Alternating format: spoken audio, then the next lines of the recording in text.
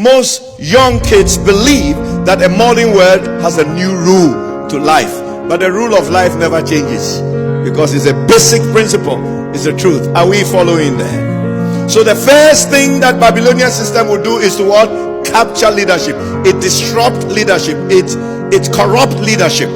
And when leadership is corrupt, guess what happened? Everybody following will be corrupt. I just make a list for you about how things are in Europe. So it was easy to institute the gay marriages because, of course, those who are coming up with that do not have any children to worry about that. It's easy for them to say that in the school, the boys who feel like girls can go to the girls' toilet, and the girls who feel like boys can go there. It's easy for them because none of their kids is there to face that horror. The kids are not there to face that horror. It's easy for him to say, take Bibles and prayer out of the school. Why? Because none of their kids are going to be, they don't have any to be there to be disrupted. And that's just for you to know that in early 1910, or I think 1910, a woman called Alice Bialy, she became the mother of the New Age movement. And when she took over, she wrote what she called the 10-point plan for changing society. And she did that. She said this must be instituted into society and must be adhered to for 50 years, after which it cannot be reversed until 350 years after. One of the points that she plagues over there is that remove Bibles and prayer from the schools. And that is in the 18th century.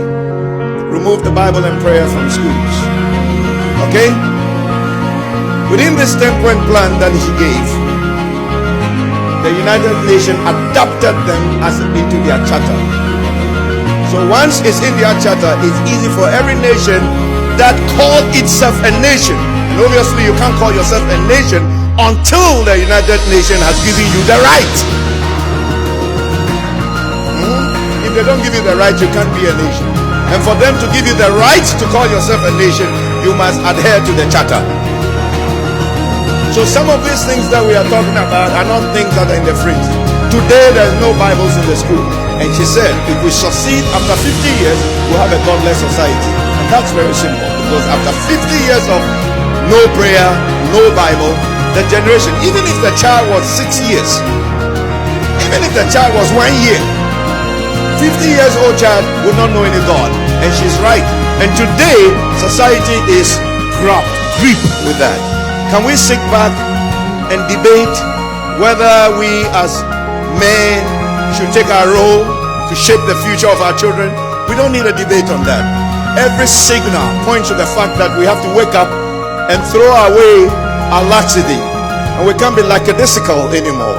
We have to be more active or proactive or pragmatic in our approach so that we can shape the future of our children. Trust me, many of us bring our kids to church and we don't care what they do.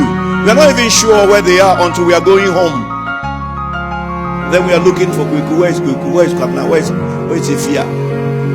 That is biblically distortive. As a father, you should be able to organize that before the day break. That means a night before, you have already told your boy, this is the suit you are wearing to church.